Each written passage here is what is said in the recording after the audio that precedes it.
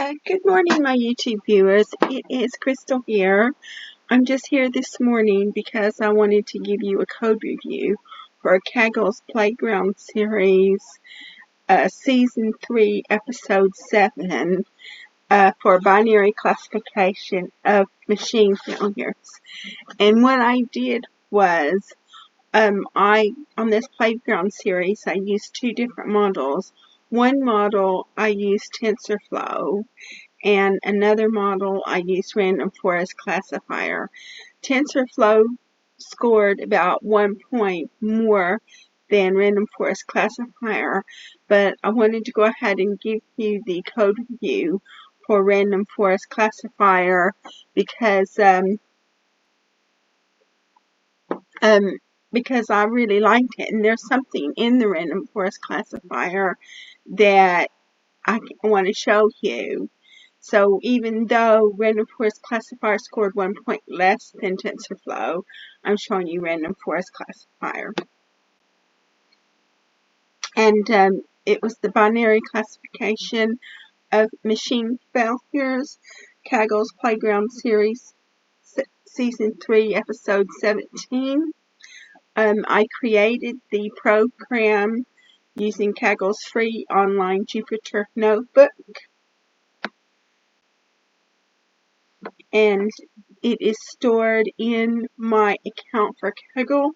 But what I will do, I will leave you a link to the Jupyter notebook so you can look at the Jupyter notebook if you want to. And the first thing that we're going to do is we're going to look at the problem statement. The problem statement is predict on machine failure. So that's our problem statement.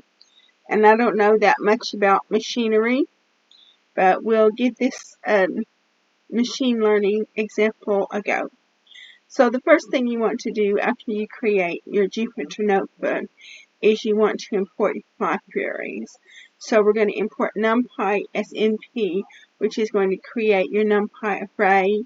We're going to import Pandas as PD, which is going to create your data frames and process your data. We're going to import OS, which is going to go into the operating system and retrieve the files that you're going to use to execute the program. You're going to import SciPy, which is a scientific library, and we're going to use it to check the columns in the train and the test file to see if they're from the same distribution.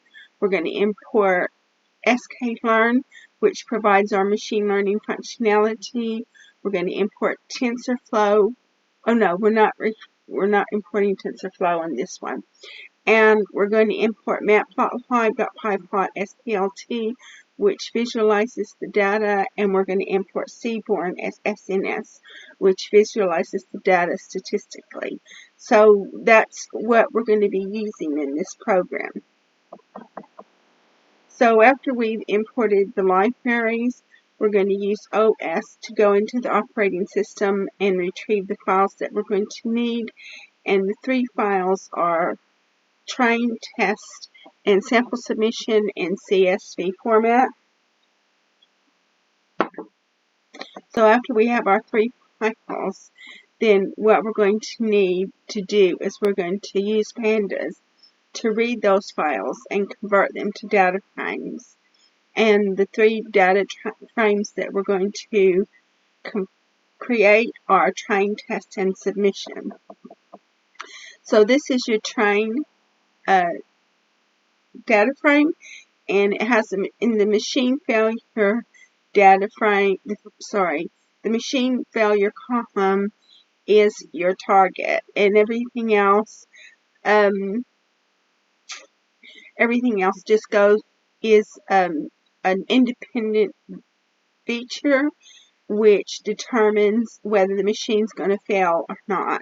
So I don't know a lot about machinery, so I can't tell you a lot about machinery, but I can tell you about machine learning. So we look at train info, and so you can see we've got the ID, the product ID, the type, the air temperature, the process temperature, rotational speed, torque, tool wear, machine failure, that's your target. Then TWF, HDF, PWF, OSF, RNF, which I don't know what those are, but those are independent variables, except for machine failure, which is your dependent variable or your target. We check to see if we've got any null values. We don't have any null values, so that means we don't have anything to impute. We check the test set.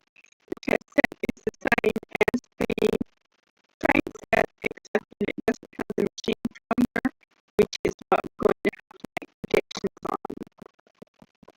We check for null values in the test set, and there's not any null values, so that means we don't have anything to impute. And then we check the submission, and so this is your machine failure, which I think is interesting because it was supposed to be a binary classification, and it says 0.5. So if it was a binary classification, then it's going to be 0.01. And so if you were predicting probabilities, then you could predict 0. It could be 0.5 if it was a probability, or it could be a regression because we do have regression sometimes. So that's pretty interesting, but this is like a binary classification problem. So if we come back here to the top, it says binary classification of machine failures. So that's a bit odd. I mean, I got a really high score on it, and I mean, I got like 91%. So it wasn't a probability, but I think that is a little bit misleading. So I didn't really pay a lot of attention to it, but it is misleading. It makes you think that it's a probability and not a binary classification. But I still got 91% on the Beneford's classifier anyway, and also got Aron's medal. So I did it the way it was supposed to be done, even though they usually do the submission files the way that was supposed to be done. So we're going to use C1 to analyze a target. Target equals train.problem machine failure. So what we've done is we've taken machine failure out of the train data set, and we've made it the target. So this is your target. And so when we look at the target, you can see that we've got a class imbalance as well. Now what we're going to do is we're going to use SciPy check to see if the columns in the data frame are from the same distribution. And it says right here that the ID column is not from the same distribution, but I would agree with the ID column anyway because it's not necessary. And the reason why is because in pandas, every row of data is indexed anyway, so you don't need the ID column. I wanted to check for unique values in the train set. So you can see the product ID has a lot of unique values, and then rotational speed has a lot of unique values, and then everything else, well, the tool has a lot of unique values too. Everything else is either 2 or 3 unique values. I wanted to see what the unique values were in the test set. So the product ID, the rotational speed, and the tool wear also have a lot of unique values. So what we're going to do is we're going to drop the product ID from the train and the test. And the reason why I dropped those